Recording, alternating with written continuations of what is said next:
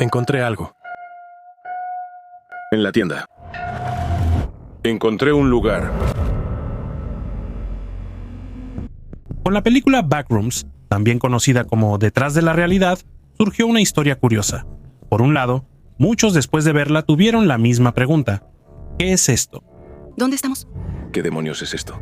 Y no solo los espectadores casuales quedaron perplejos, sino también los fanáticos del género de terror. La película les pareció, aunque visualmente era bastante hermosa, un delirio psicodélico vacío. ¿Tú crees que él no nos puso nada en la bebida? Por otro lado, a pesar de todas las críticas, la película de repente se convirtió en uno de los mayores éxitos del año y en el proyecto más taquillero de la historia del estudio A24. ¿Quieren abrir un nuevo camino y ver a dónde los lleva? Además, para muchos espectadores, Tras Bambalinas resultó ser el mejor horror de los últimos años. Así que claramente hay algo más detrás de esto que solo un buen marketing. Les voy a mostrar. Se va a poner aún más interesante. Entonces, ¿cuál es la razón? ¿Por qué algunos vieron en la película una verdadera obra maestra, mientras que otros la consideraron un despropósito? Cuando empecé a investigar este asunto, descubrí bastante rápido que la película claramente no es tan simple como parece.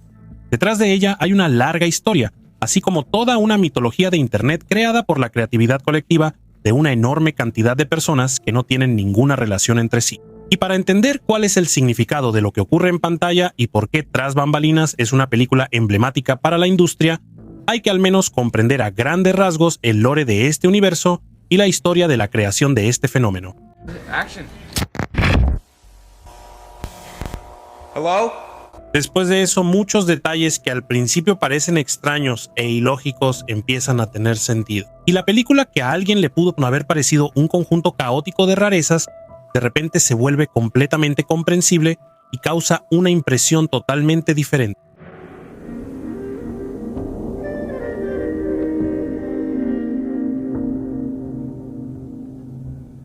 La historia quizá vale la pena comenzarla con la personalidad de Kane Parsons. Él es el director de la película Tras Bambalinas de la Realidad.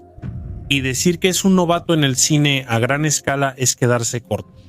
Esta es su primera película como director y al momento de la filmación, él tenía apenas 20 años. Para el cinéfilo promedio, él es un completo desconocido, pero para los fanáticos de Backrooms es conocido bajo el seudónimo de Kane Pixels, un youtuber que mucho antes del estreno de la película se convirtió en una de las figuras clave de toda la mitología de Backrooms. Está bien, chicos. Muy bien, eso estuvo bien. Estoy pensando que tomemos una toma panorámica y luego terminamos. ¿De acuerdo? Sí. Y aquí es importante destacar precisamente a uno de ellos. Pero ¿quiénes son entonces esos otros autores? ¿Y por qué el estudio le confió el proyecto a un youtuber de 20 años? Para entender esto tendremos que regresar al año 2019.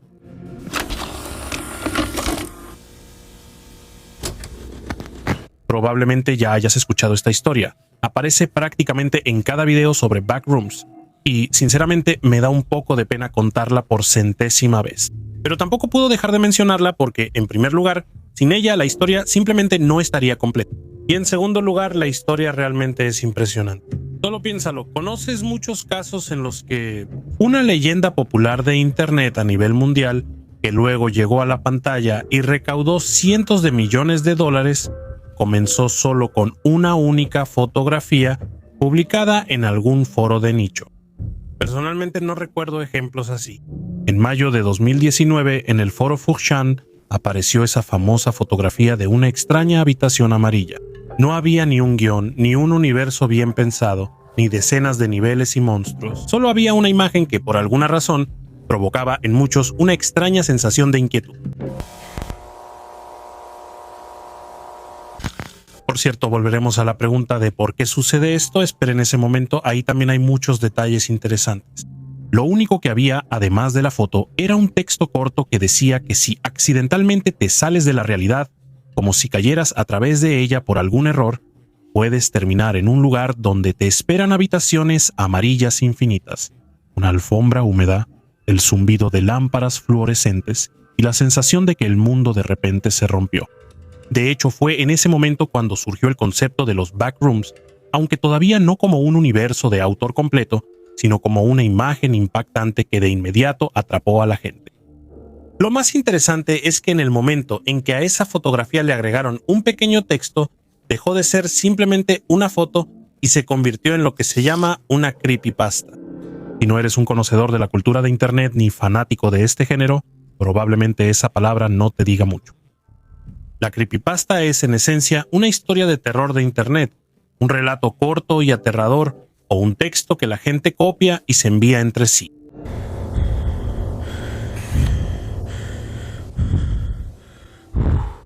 Así fue exactamente como sucedió con Backrooms. La gente empezó a discutir y desarrollar esta idea. Desde el foro de 4chan, la idea pasó a Reddit, luego a la wiki y, finalmente, a los videojuegos. Aparecieron niveles, entidades y reglas. Es decir, de una sola fotografía y un texto corto, poco a poco creció todo un universo. Aquí es donde aparece Kane Parsons. Era una publicación absolutamente anónima. En este caso, y al lado solo había un párrafo de texto que básicamente establecía todo el concepto. Y lo importante es que no solo añade un par de ideas propias al lore ya existente. Hace algo mucho más importante. Toma todo ese material colectivo, anónimo y disperso de Internet y decide empaquetarlo en un cortometraje. Una obra audiovisual completa con su propia atmósfera, lógica y un estilo de autor propio. ¿Dudas de mí?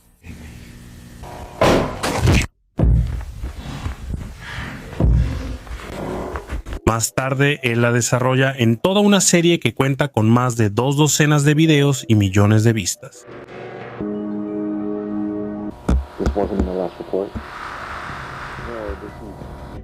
El propio Kane recordó que vio los Backrooms cuando todavía estaba en la escuela. En ese momento, por supuesto, no pensó que tenía que hacer una serie sobre eso de inmediato, pero la idea en sí lo atrapó. Y después de un tiempo, decidió comprobar si podía recrear ese espacio visualmente. De hecho, con esto comienza su verdadero papel en toda la historia de los Backrooms. Por eso, que A24 haya invitado a Kane Parsons como director, en realidad está bastante justificado. A mí personalmente en toda esta historia me interesó otro aspecto. Las creepypastas, los memes de Internet, las historias de terror en Internet, todo eso parece un fenómeno bastante nuevo. Pero en realidad, en el caso de lo de los bastidores, eso es una ilusión. Aquí, por ejemplo, les tengo un fragmento de la trama de una historia parecida. Se las voy a contar y ustedes intenten adivinar de dónde es. Había una persona que tenía 2 objetos mágicos dotados de un gran poder. Un día, jugando con ellos, accidentalmente los dejó caer en una grieta en la tierra y se fueron al mundo subterráneo. Entonces, su compañero decidió bajar tras ellos y recuperar lo perdido.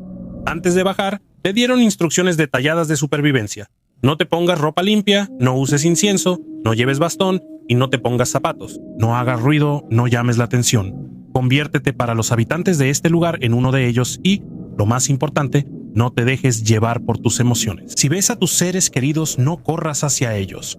Si te encuentras con enemigos, no ajustes cuentas. Pero la persona rompió todas las reglas casi inmediatamente después de bajar, y por eso ya no regresó. ¿De dónde creen que viene esto? ¿Y quiénes son los personajes principales de esta historia? Si lo entendieron de inmediato, les doy mi reconocimiento. Saben mucho de cultura, porque lo que acabo de contarles es un resumen muy general de un fragmento del mito sumerio de Gilgamesh y el inframundo que tiene más de 4000 años. De hecho, originalmente no formaba parte de la trama principal de la epopeya de Gilgamesh. En esencia, es una especie de spin-off. Y si lo piensan bien, es una idea muy parecida a la de Backrooms, el paso a otra capa de la realidad, un espacio ajeno con sus propias leyes y reglas, y el riesgo de no poder regresar nunca. Así que, como pueden ver, los sumerios ya tenían su propio Backrooms hace 4000 años.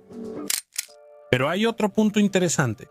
En esencia, estamos tratando con un fenómeno bastante antiguo. Después de todo, los mitos, leyendas y relatos no surgieron ayer, y mucho menos junto con el Internet. Al principio, eran mitos que ya nadie podía atribuir a un solo autor. Por ejemplo, historias sobre el laberinto del Minotauro, sobre Orfeo que desciende a otro mundo, o sobre personas que terminan en un lugar del que es imposible salir. Luego vinieron las leyendas medievales, supersticiones, relatos sobre espíritus del bosque y fantasmas. Después, las leyendas urbanas, que también se transmitían de boca en boca, cambiaban constantemente y tenían vida propia. Internet simplemente le dio a este antiguo mecanismo una nueva forma y un nuevo medio de difusión. Por eso, lo que está detrás de escena bien puede llamarse una reencarnación moderna de los mitos, un folclore digital, una creación colectiva y anónima que no pertenece a un solo autor. Está bien, dirán ustedes, todo esto es interesante, por supuesto, pero ¿qué tiene que ver todo esto con el cine moderno? ¿Y por qué lo que está detrás de escena de la realidad, a pesar de ser tan subjetivo, de repente se ha convertido en un acontecimiento tan importante? ¿Y por qué la conversación sobre esto va mucho más allá de la discusión habitual de otra película de terror? Y la cuestión está en el contexto. La película Tras bambalinas de la realidad se estrenó casi al mismo tiempo que otro gran lanzamiento, pero Mandaloriano y Grogu, otro capítulo de una de las franquicias más populares del mundo, Star Wars. Detrás de ella está Disney, el estudio que hoy es la fuerza dominante en Hollywood y el poseedor del récord absoluto de recaudación acumulada en la historia de la industria cinematográfica.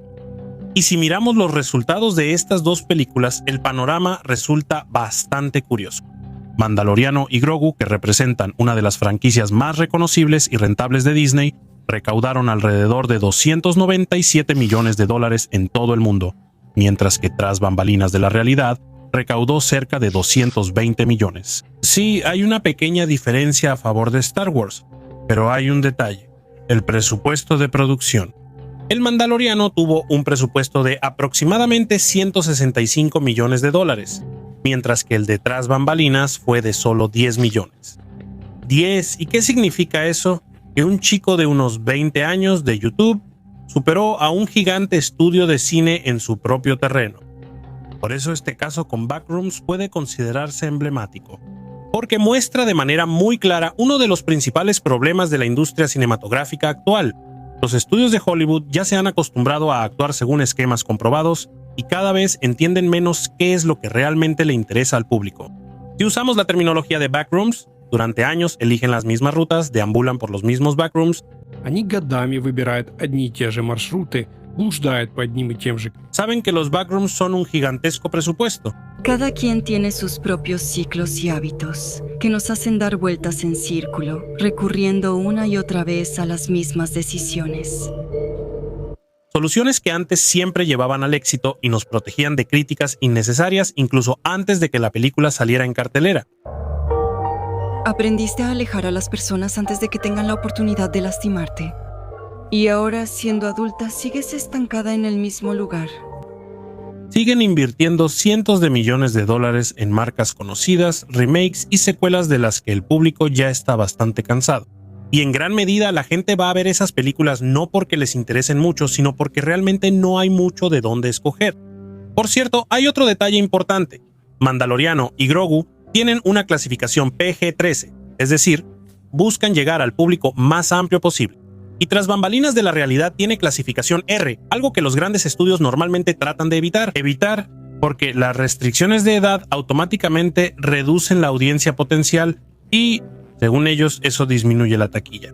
Pero al buscar seguridad surge otro problema.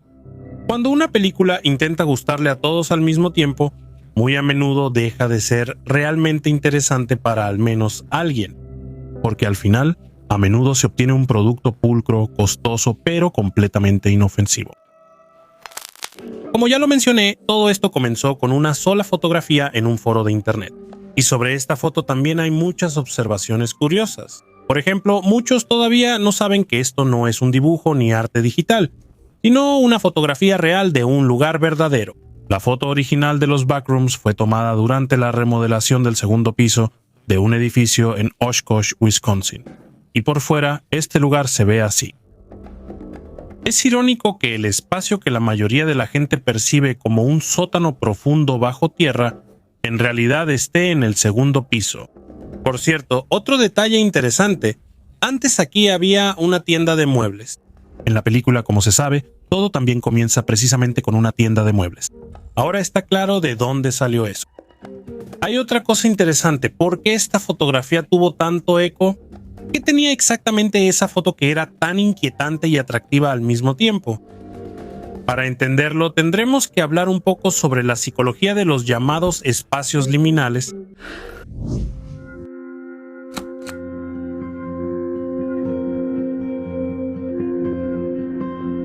Creo que en casi cada video o artículo sobre los espacios liminales repiten el mismo mantra. Los espacios liminales asustan. Pasillos vacíos de lugares desiertos, ubicaciones que normalmente están llenas de gente, supuestamente provocan ansiedad por su vacío antinatural. Pero seamos honestos de una vez, eso no es del todo cierto. No a todos les asustan estos espacios. Si los espacios vacíos realmente dieran tanto miedo, los estacionamientos de varios niveles ya serían lugares de trauma psicológico masivo. Sin embargo, por alguna razón, la gente sigue usándolos tranquilamente y no se limpia el sudor de la frente de forma nerviosa después de visitar estos lugares. Si eres precisamente esa persona a la que todavía la persiguen pesadillas después de visitar un estacionamiento, asegúrate de escribirlo en los comentarios. Será interesante discutirlo. Te diré más. A muchos les gustan esos lugares y les provocan una sensación de tranquilidad y paz. Si quieren pruebas, aquí tienen los resultados de una encuesta que realicé en mi canal. Sí, ¿y cómo explican la existencia de este tipo de videos en YouTube en el género ASMR? Por ejemplo, uno como este. O uno como este. O incluso uno como este. Y les recuerdo, esto es ASMR, algo que la gente escucha para aliviar la ansiedad y poder dormir. Así que la idea misma de que los espacios liminales automáticamente provocan terror está claramente exagerada. Pero el efecto en sí realmente existe y es de eso de lo que vale la pena hablar con más detalle. La explicación más popular está relacionada con el efecto del valle inquietante. Les recuerdo, el efecto del valle inquietante es esa sensación de incomodidad que surge cuando vemos algo que es casi humano, pero no del todo. Por ejemplo, un robot, una muñeca o un personaje digital que se ve demasiado realista, pero algunos pequeños detalles delatan que no es algo vivo. Hablé de esto con más detalles en el video sobre los androides del universo de Alien. Dejaré el enlace en la descripción. Así que Backrooms funciona en muchos aspectos según un principio similar. Los espacios parecen familiares e incluso banales, pero siempre hay algo que no encaja en ello. Geometría extraña, una puerta fuera de lugar, proporciones ilógicas de las habitaciones o pasillos. Si observas la película con atención, hay una enorme cantidad de detalles como esos.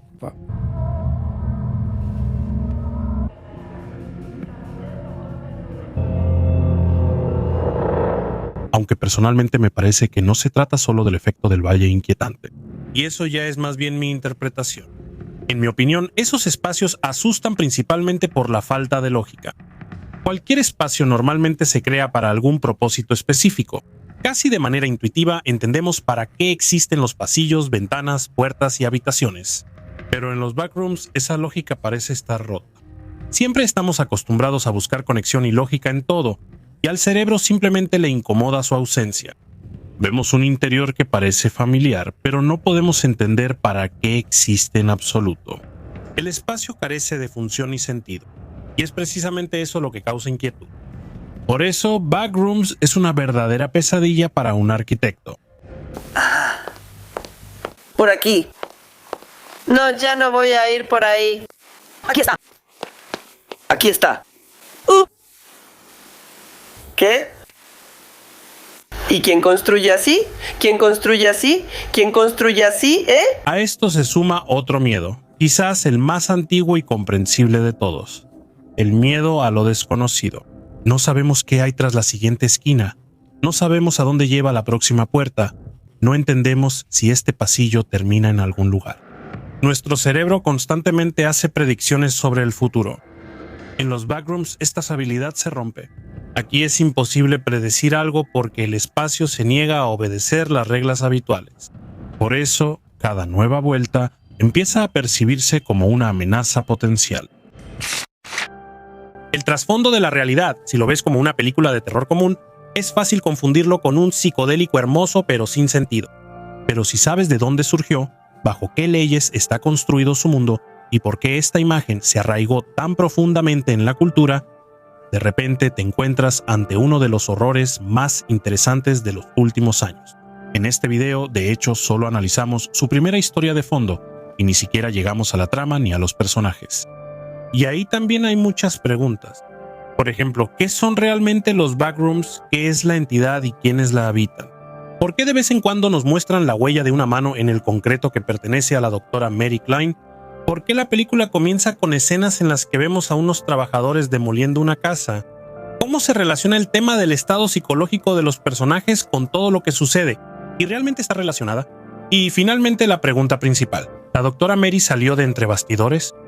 Intentaré responder a todas estas preguntas en el próximo video sobre esta película, que saldrá literalmente unos días después de este.